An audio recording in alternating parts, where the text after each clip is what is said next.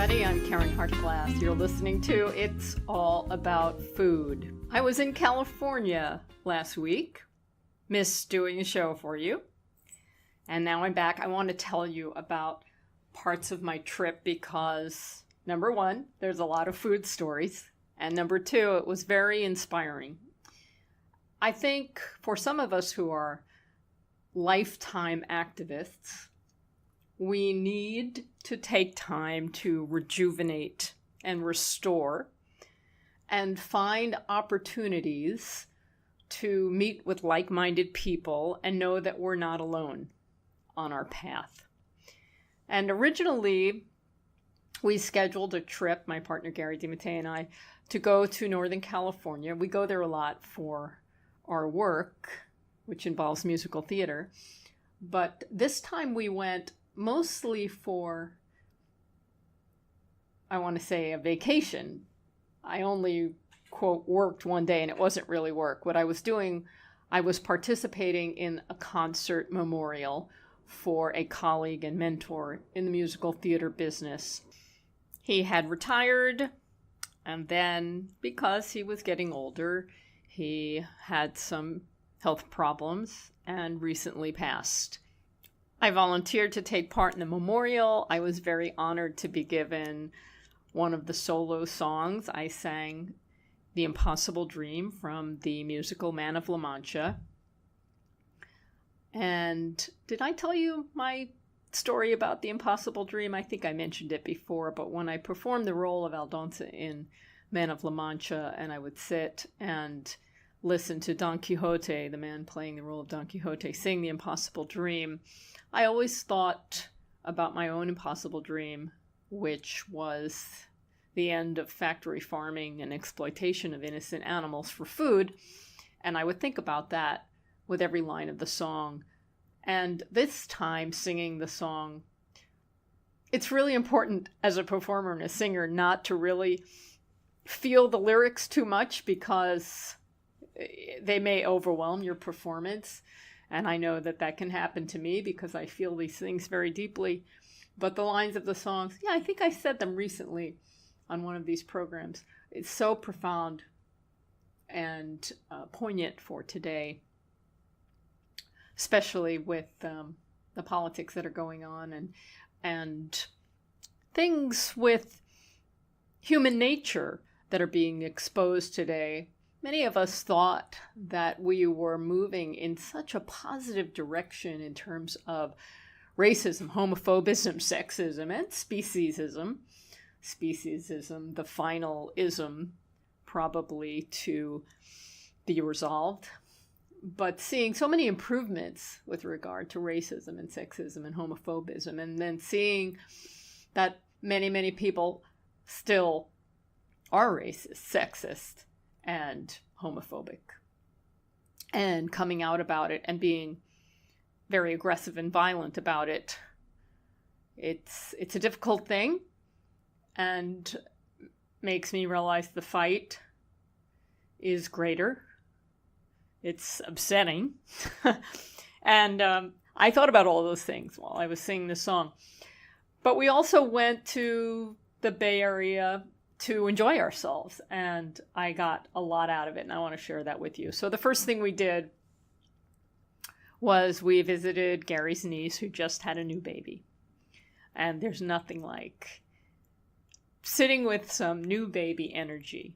It's probably programmed within us, but there's so much joy and hope. And it's just a lovely, peaceful thing to be with a new baby, right? Especially if it isn't your own, because you can leave and you don't have to deal with the poop and all the other things that come with taking care of a baby. I'm just kidding. But it was lovely. And we crammed a lot of things into the first day of our travel. And after that visit, we went to see one of my very best friends in San Francisco. We were going to stay with her family for the evening. And since she had recently gotten a new job and was celebrating her birthday, and she's vegan, I wanted to find a vegan cake somewhere. And lo and behold, we were passing through Berkeley, and I found Timeless Coffee. which is a bakery and cafe. And it's all vegan. They had amazing, amazing things. Cakes and cookies and danishes. Okay, I have to do a disclaimer here, as always. I do not encourage the regular consumption of refined foods, including refined flours and sugars. And some people, if you have an addiction to these foods, shouldn't ever have them. It's kind of like those who have been alcoholics and can't have alcohol. And this is the way of the world. We all have our own challenges and struggles. But occasionally, for those who can, I think it's fantastic that we have these options. And if we're going to have refined foods, they should at least be cruelty-free. So I picked up a pumpkin spice vegan cheesecake and brought it to my friend's home, and we had it after dinner. It was fantastic. And what I loved about it, other than being vegan, is that it wasn't very sweet. I find that many of the sugary sweets today are overly sweet, unnecessarily, but it's because the standard American palate has been programmed to consume so much sugar, so much sweetness, that more is necessary. I guess it's like when you're a drug addict and you don't get the high that you always want after you get used to the drug, and then you need more. I guess it's the same with sugar, because refined sugar is a drug, or it can be to people who are susceptible. Anyway, I'm just glad that Timeless Coffee is out there. I've made my disclaimer. And if you know the way to San Jose or the Bay Area and you're looking for vegan treats, you might go to Berkeley and find it. Now, what led me there to find it is I needed a little makeup. I'm not a big makeup wearer, but I wanted to have some mascara when I did my concert later in the week and I was out. And I sometimes pick up makeup at 100% Pure. And they have a number of stores in California. They probably have stores, I don't think all over the country, but you can always get their stuff online. And most of it is vegan. And they use a lot of natural ingredients, like the mascara. I don't know if I would eat it, but it's got blueberries in it, and it smells really good. So I picked up the mascara, and this Timeless Coffee shop happened to be just a few stores down. So as we like to say, we got to save two birds with one key and accomplish two tasks in a matter of minutes. That was the Timeless Coffee shop. Okay, another great thing that I was so excited about doing, I've mentioned this before, we had gift certificates for 2-night stay at the Stanford Inn in Mendocino, California. I've never been there. Gary's never been there, and he's a native Californian, and yet he's never been there. We had tried to get there in March, and we had a business trip. We had scheduled a few days early to go to California and go to Mendocino, and then this big snowstorm hit, and we had to change our tickets so that we missed the trip to Mendocino. It was very, very sad, because I was really looking forward to it. Well, we got to go. I finally got to visit the Stanford Inn by the Sea. Now, you may remember that I interviewed Joan and Jeff Stanford, the founders and owners, several years ago when they came out with the Ravens Cookbook, and that's the name of the restaurant at the inn.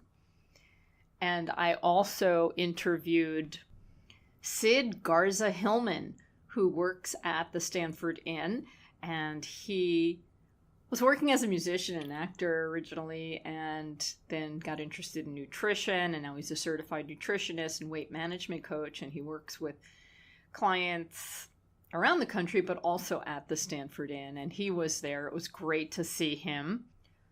To begin with, the drive to Mendocino, we didn't even take the coastal route, which everyone says, oh, you should take the Route 1 coastal route. It's so beautiful. I'm glad we didn't. It would have taken a lot longer, and it's also kind of scary. to drive all along the coast, along that cliff. So we took the inland route, which was also so beautiful. And there's a spot where we're amongst all the redwoods, just stunning. And it makes it hard to believe that there are any problems at all in the world when you're driving amidst these massive, stunning trees with really no one around. The drive was very enjoyable. We arrived at the Stanford Inn, we checked in, we went to our room. Absolutely stunning. The grounds and the hotel, it's not gaudy. It's rustic, but everything is made with such quality and attention to detail. Our room had a fantastic view of the ocean. This is the Stanford by the sea, and the sea is right there, along with the woods. The air is so fresh and fabulous. The room was stunning. It had a fireplace, and in the place where hotels normally have a coffee pot with coffee and tea for your room, they had that. But instead of those disgusting little coffee creamers, they had a container of silk creamer. Again, disclaimer, I'm not saying that the silk creamer is the healthiest, but it's a lot better than those little non-dairy or dairy creamers that you might see by coffee pots in hotel rooms. This was the cruelty-free version.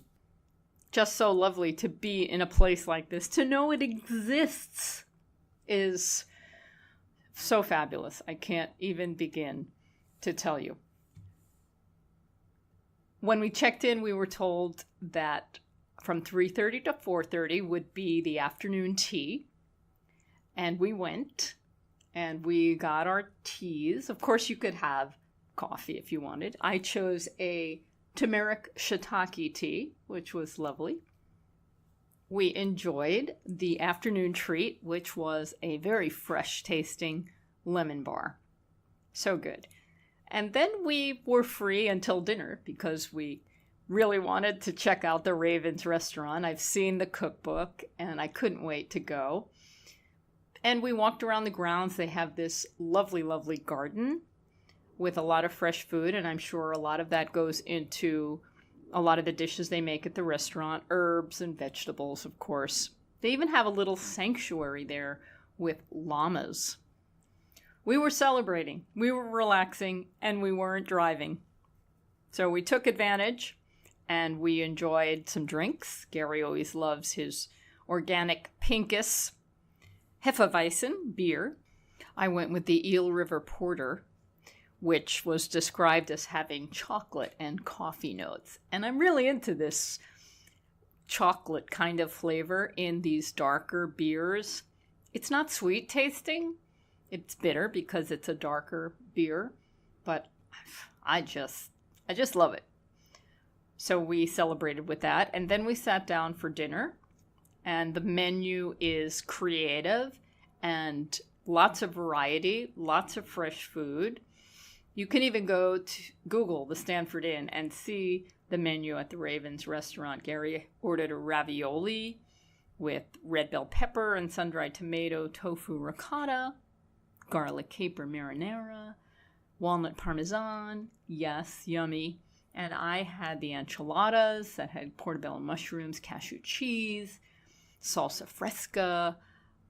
Just wonderful dishes. And yes, of course, we had to have dessert. And Gary had the pecan torte with a house-made maple ice cream. And I had the chocolate and mint ganache tart. I love the combination of chocolate and mint. We took our time. We ate, we drank, we laughed. And this space, like I said before, not only is it beautiful, but it's infused with care and love. It just felt right. It just felt right. When you're at a place like this, a vegan bed and breakfast that has a fantastic restaurant, I think it's important to take advantage of where you are, and we did.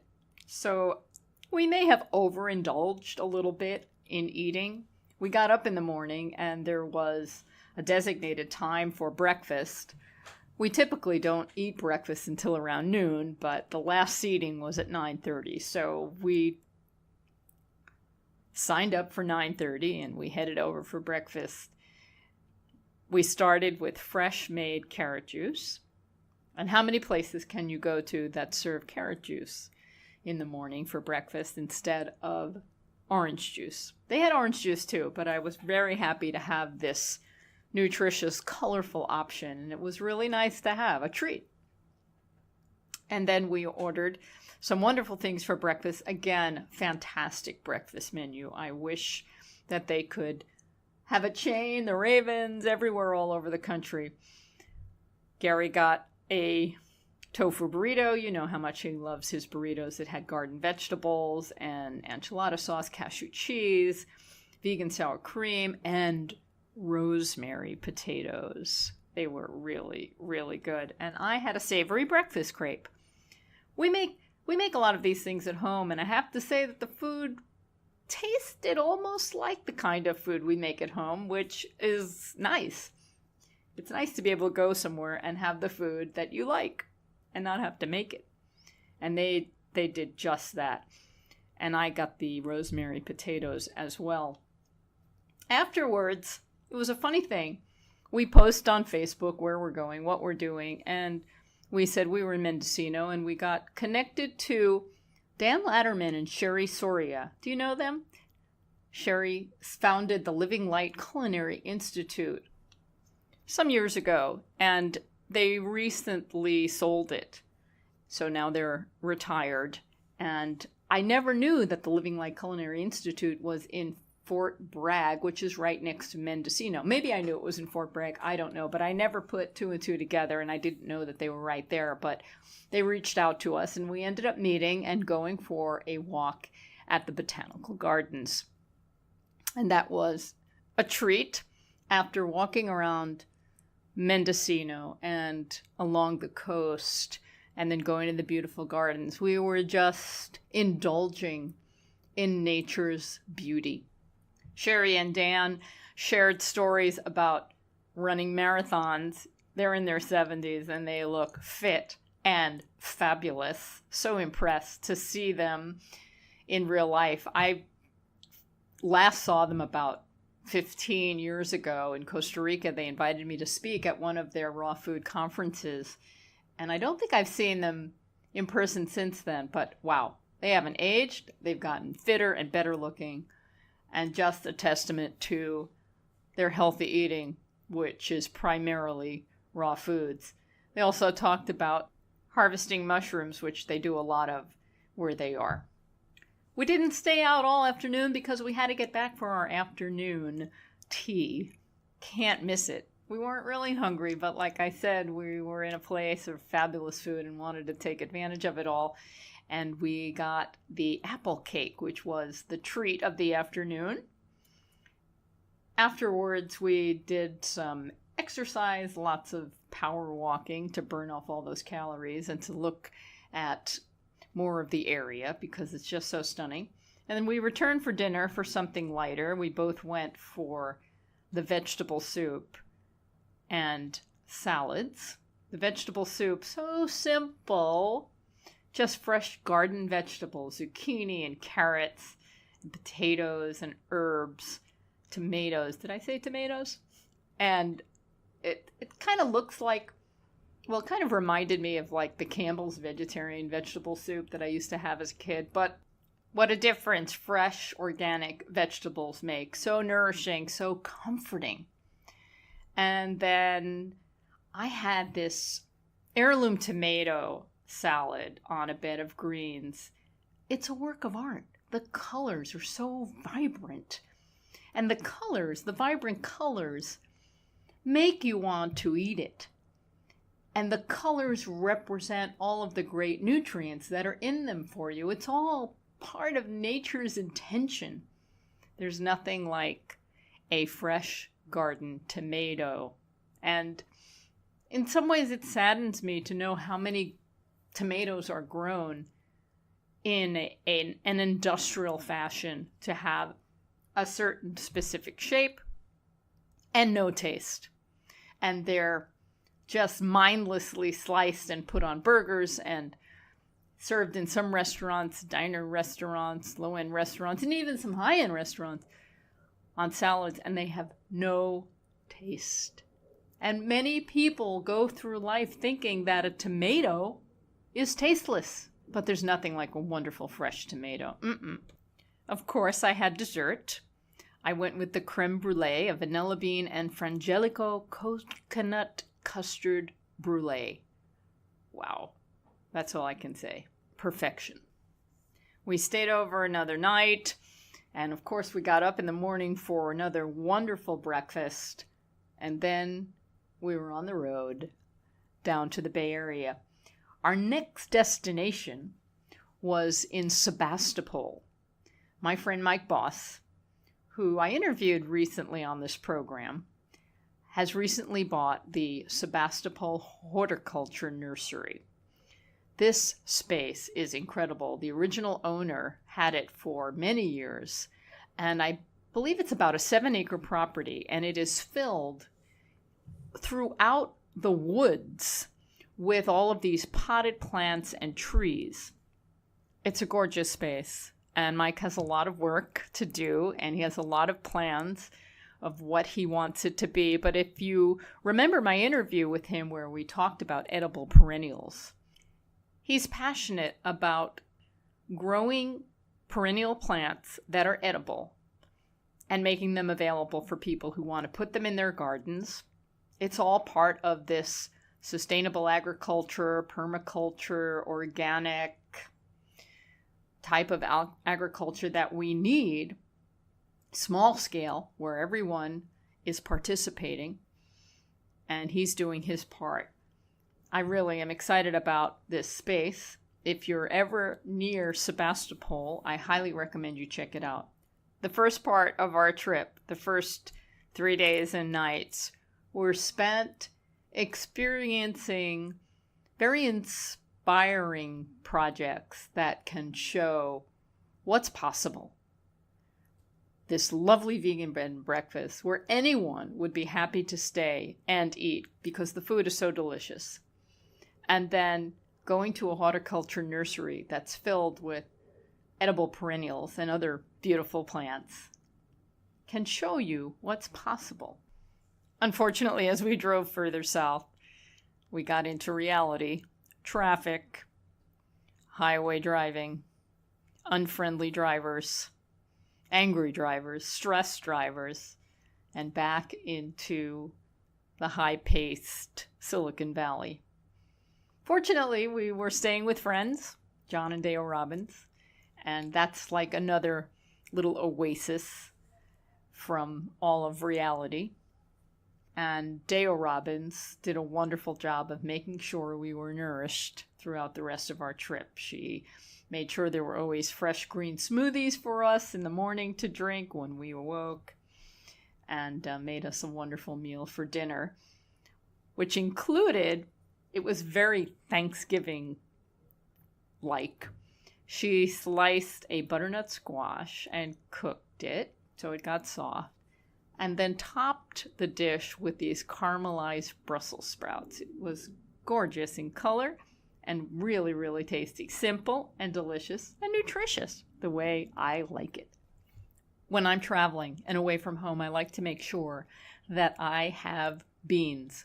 It's important to eat beans every day. And when I don't, frankly, I feel the difference. I need my beans. They're nourishing, and they scrub the insides, they feed your probiotics, they're filling, they're inexpensive, and they travel well. So I like to get those bricks, the kind that you open with a scissor. Whole Foods has them. I get the organic, unsalted variety. And on the day that I was singing, I didn't want to be overly stuffed.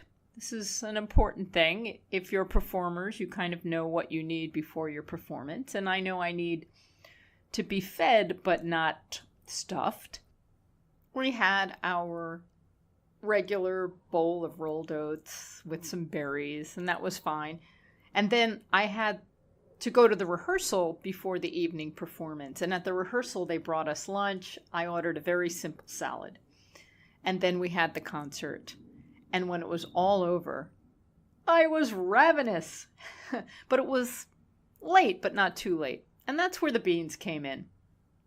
I cut open my container of beans and devoured the entire package. It just seemed like the perfect thing. I like to have these beans as a snack or sometimes a meal. I know there are many people who feel like they can't digest beans. And there are some people who I guess never will be able to. I don't know. But my understanding is that if you want to get the benefit of consuming beans or legumes, the idea is to introduce them slowly into your digestive system if you're not used to eating them or you find that you get very bloated. And you start small. Start with a teaspoon. That's not very much. So you might buy a container of beans or a can and keep it in the refrigerator and eat 1 teaspoon a day and see how you do. And if it doesn't cause any problems, the next week or so, you can graduate to 2 teaspoons. And you go very patiently, very slowly. And you can do this with other foods as well that you find give you digestive problems. Start with a very small amount. As your body learns to digest the food and create the appropriate bacteria to do the digesting. We're all born with a different microflora, a different microbiome, and this is, I like to call it the final frontier. It's probably not the final frontier. We'll be discovering new things all the time, but this is like the hot trending issue in health and nutrition. The microbiome, which is the bacteria that live in our gut from when we take food in to when we let it out. And there's biomes all over our body. Our skin has a biome. It's like a life or an organ or a community or another person that lives on you or within you. Our noses, there's a nasal biome. There's different communities of bacteria that are living within us and around us, throughout us, and we're just discovering all the things about it. And depending on where we live and how we were born, the bacteria that are part of us can be very different.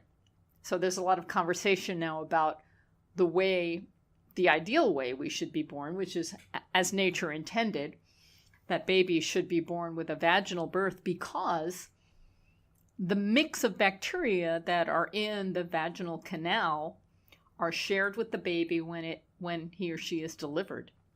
And that sets up their foundation of healthy flora for the rest of their life. And now they're learning that those babies that are born with a C-section don't get that exposure. So some doctors and some women who are having babies are requesting that if they have a C-section, that the vaginal area is swabbed to collect that bacteria and to put it on the baby's face so the baby can breathe it in and take it in and have that appropriate beginning with healthy flora. It's fascinating. So we're learning a lot more about that. And also depending on what the mother was eating during pregnancy and the area around her and the culture and the environment and the foods will determine what the baby's flora will consist of. And then, unfortunately, many babies today are born with maybe an infection and a fever or something, and they're given antibiotics right away. Or maybe the mom had antibiotics. And this will destroy some of the important healthy bacteria that are so necessary for health. And this can plague people for the rest of their lives. or this can lead to autoimmune diseases, all kinds of imbalances.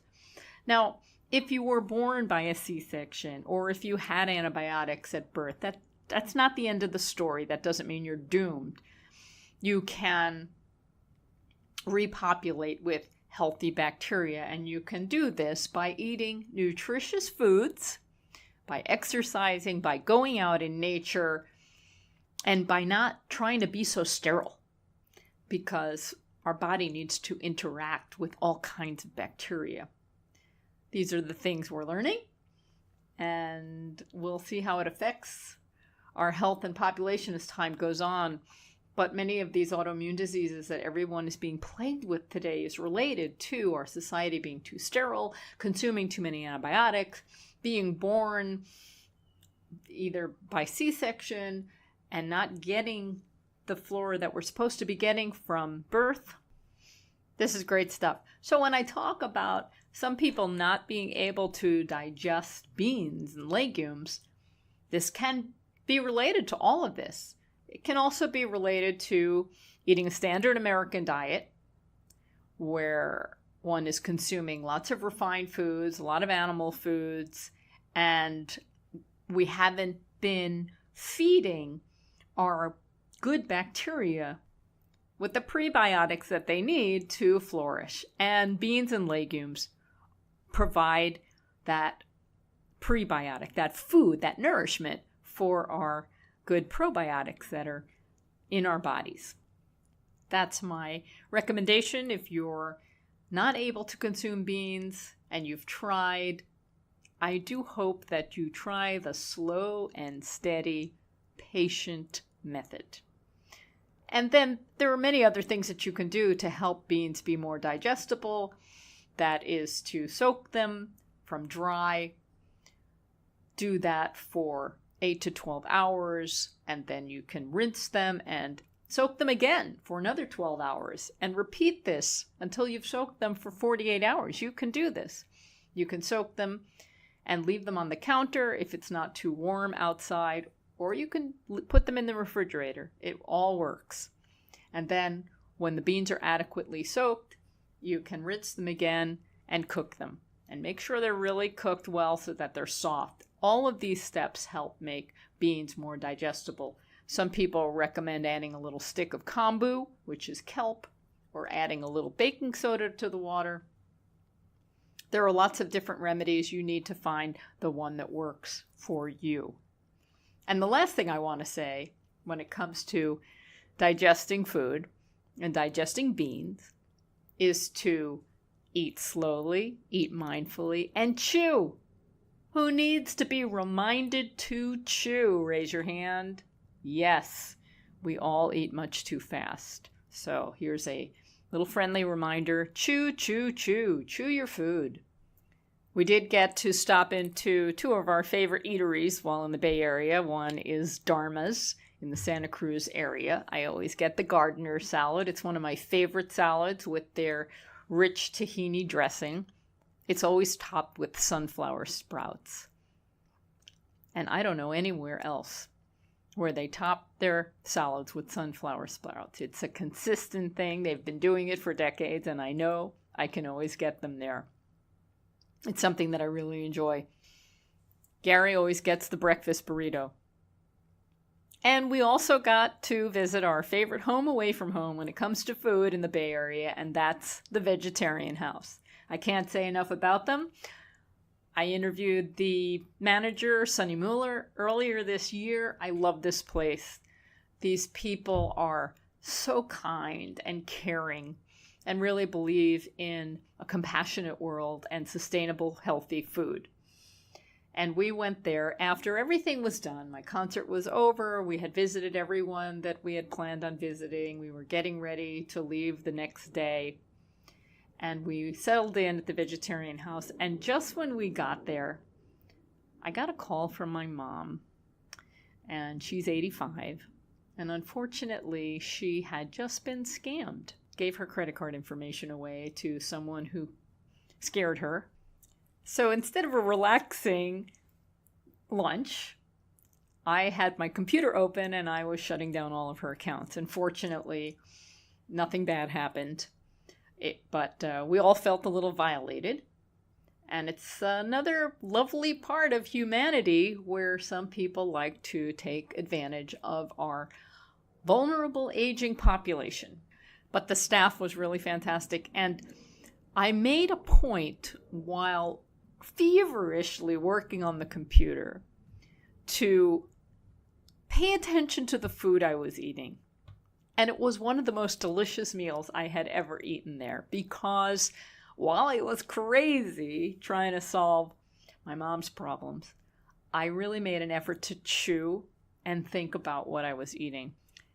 The next day, we were leaving on a red-eye flight back to New York, and we stopped in the late afternoon at Veggie Grill, which is one of the other places we frequent in the Bay Area. Now, Veggie Grill is more of a fast food place, so you have to be a little more careful about what you're ordering if you want to be as healthy as you can.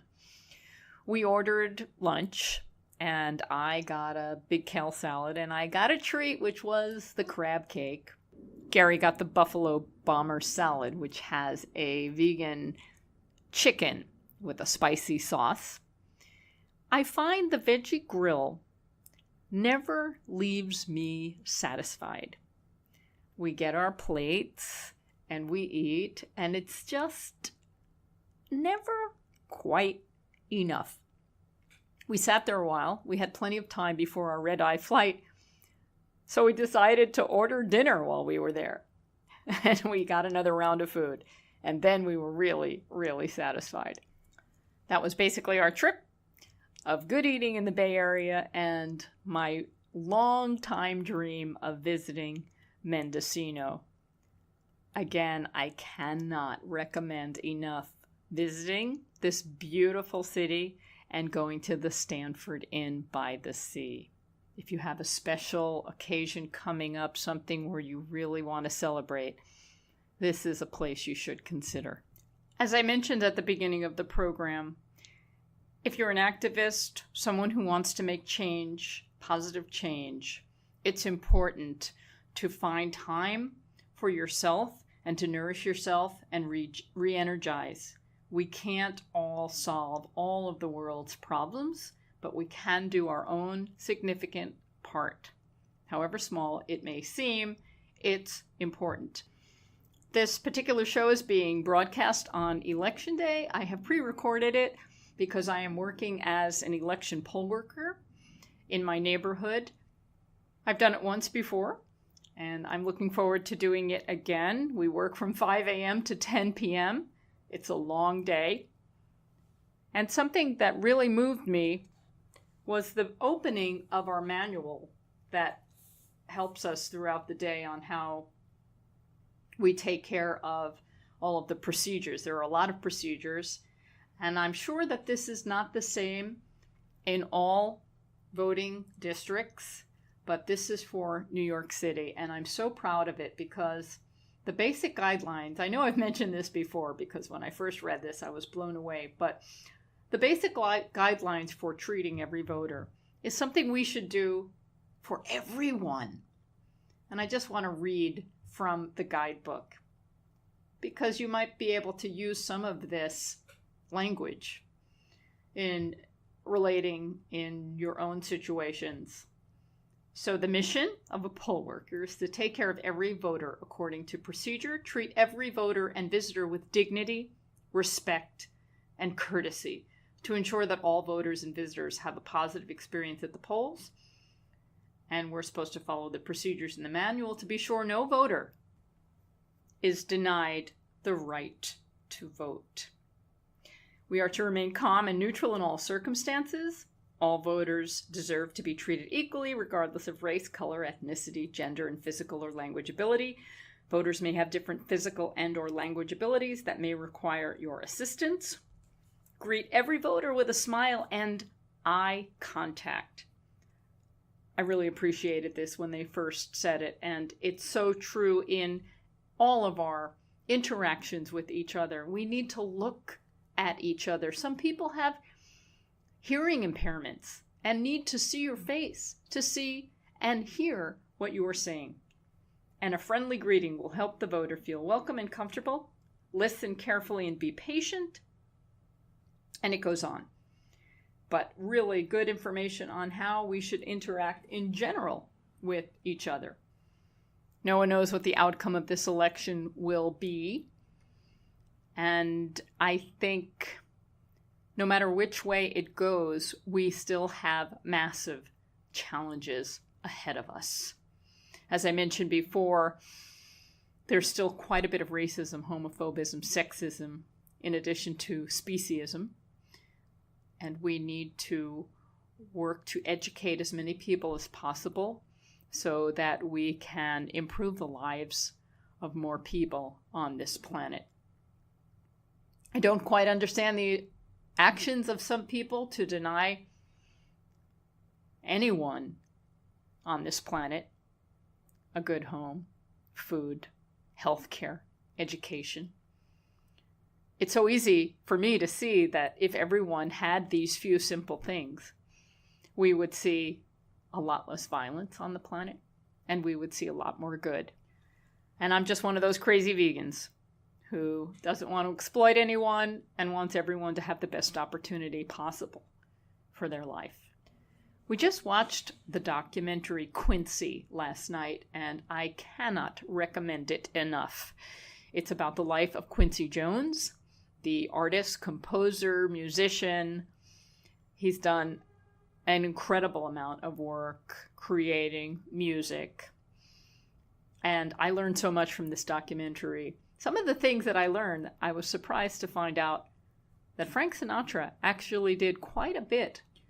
They discussed in the movie how when he was working in Las Vegas with Quincy Jones and many other Black artists and musicians, they weren't allowed, the people of color were not allowed to stay in the same hotels or eat in the same restaurants. And Frank Sinatra basically said, this is ridiculous and it's got to stop. And that began, in that particular region, improvements. But we have so far to go. It's so depressing that as humans, we make such a big deal about people's skin. It's just ludicrous. We make a big deal about people's ethnicities, and it's ridiculous. It's shameful. I have dedicated my life to whatever I can do to help innocent, voiceless, non-human animals and improve their life by encouraging people not to want to consider them as food. But exploitation is everywhere, and so much discrimination is everywhere. I don't know why it's a part of human nature, but it seems to be. And I hope that we see positive change. I hope we see positive change soon, because it feels lately in the last couple of years that things have gone a bit backwards in the United States, changing some of the regulations that have helped make it better for more people to have access to the things they need and access to better opportunities and better education. In the documentary, we learn about Quincy Jones' life, his early beginnings in Chicago, surrounded by crime, and how he had the opportunity to meet musicians and decided these were the people that he wanted to emulate. This was his family. These were the people he could respect and be proud of. And the message is so important that we need models, we need mentors, we need people to help us see the way and see opportunities.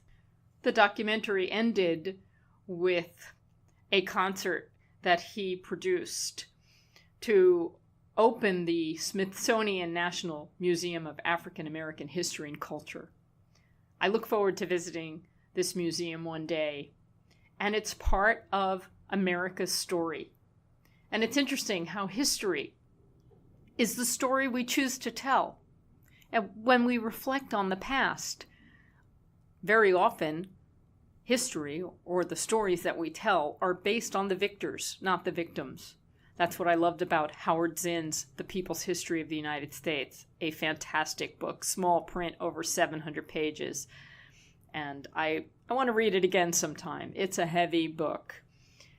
But we need to tell a history that is reflective of everyone as much as possible. Women's history needs to be shared more, and the African American history needs to be shared, and the culture needs to be shared. We need to understand this. We need to learn. We don't just need to learn the history of those who have exploited. And now, as we're dealing with all the racism and homophobism and sexism that is re-emerging or coming out to the fore, going to a museum like this and learning can be so beneficial.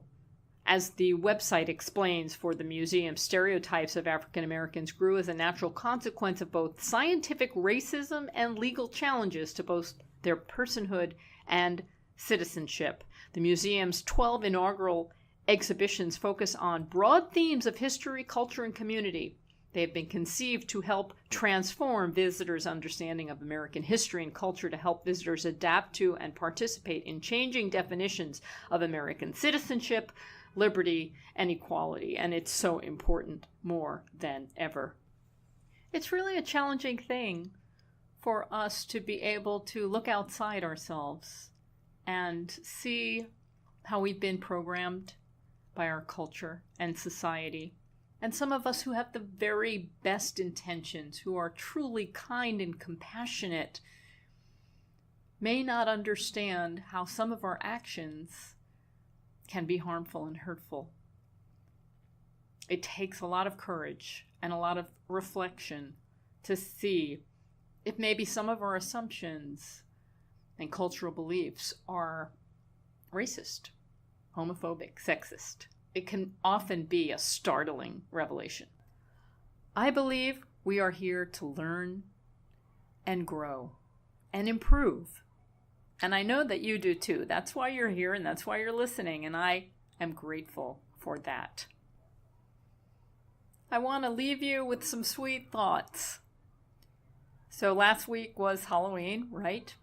And Halloween, it's one of those holidays where we're supposed to give away lots of sugary candy. It's a challenge, especially those of us who know that eating sugary sweets is not really a good thing. And why do we want to poison our children, our neighbors' children, our community's children with junk? It's a tradition that we do. Most holidays are filled with all kinds of sugary treats, refined food. It's such an odd way to celebrate, isn't it? Let's celebrate by poisoning ourselves. Hooray! It's a difficult thing to balance because we want to be part of society. We want to go along. We don't want people to think we're so weird that we want to give broccoli away for Halloween or something like that. Years ago, some people gave little apples away, and we can't do that anymore because some crazy person put a razor blade in an apple. And now people are afraid to consume fresh foods given to them by a stranger unless they are packaged and sealed so they appear safe. And some of those foods that are packaged and sealed, they aren't safe, right? It's ironic, because a lot of those foods are filled with artificial ingredients and colors that, in children especially, can cause attention deficit disorder, behavioral problems, all kinds of things. And we have been programmed to believe that because special foods, candies, whatever, are nicely packaged, that they're safe to eat. Okay, you get my point, right? It would be great, for example, if I could make some of my little fruit and nut truffles, for example, blended up some nuts and dried fruit. If I had a party, invited guests to my home, they would feel relaxed, for the most part, about trying them and eating them. But if I'm giving them to trick-or-treaters, for example, who come to the door, strangers, even though most of them are my neighbors, they're going to be less comfortable having something that I have prepared at home. It's funny, it's sad, it's ironic, it's twisted. So what can we do? Well, you can not answer the door and not participate, and there are people that do that, and that's fine. Fortunately for us, we live in an apartment building. The only people who trick or treat are the ones who live in this building or their family and friends that are in the building. So we all kind of know each other.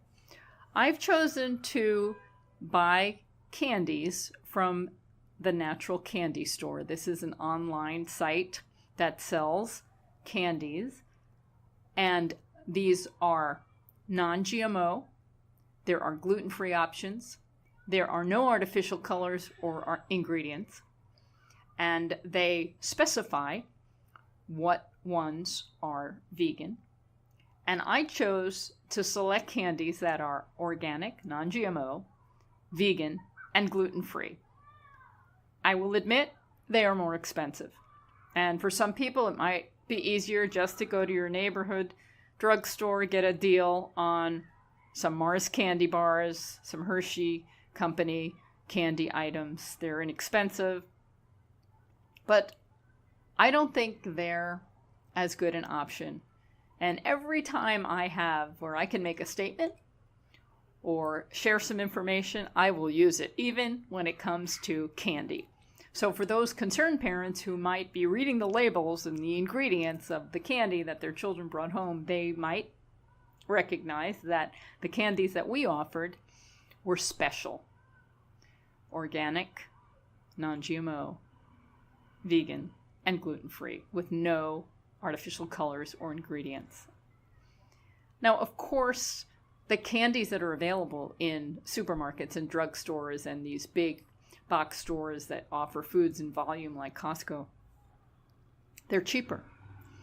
And they're cheaper because the sugar, the corn syrup, the unhealthy foods that are in the candies are subsidized by our tax dollars. So we are paying for them with our taxes indirectly. And unfortunately, the candies that I want to buy at the Natural Candy Store, candies from companies like Sajax, S-J-A-A-K, in Petaluma, California, which is a vegan company that makes wonderful vegan chocolate candies. These companies don't get those subsidies. Everything is backwards. We should be subsidizing the businesses that are making foods that are organic and are making foods that are non-GMO and don't have artificial chemicals in them. But we don't. We have a long way to go. I'm just encouraging you to check out the Natural Candy Store. I don't get any benefit by promoting them, but if you want to buy candies that are the best option you can for a sugary candy, this is the place to go. My favorite of all is the Ocho coconut bar. This is like a Mounds bar. It's chocolate covering some chewy coconut. It's really yummy. And what's nice is for Halloween, they offer these mini Ocho bars. They're just little bites. They're just enough. So they're good to give away for Halloween. But also if you do have a hankering for a treat, it's just a small bite. You don't need any more than one of these little minis. One more reminder, when you're enjoying one of these candies, don't forget to brush your teeth afterwards. Floss and maybe rinse with a little hydrogen peroxide and water. Oral hygiene is really a good foundation for health. And I have to remind myself too, because I don't want to have any more of those nasty root canals like I had last year. Those are some sweet thoughts for you before I go.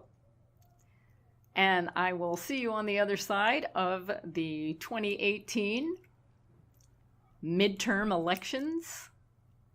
I hope it's good, and I hope we all survive it, and I hope we get to a better place. That's my wish.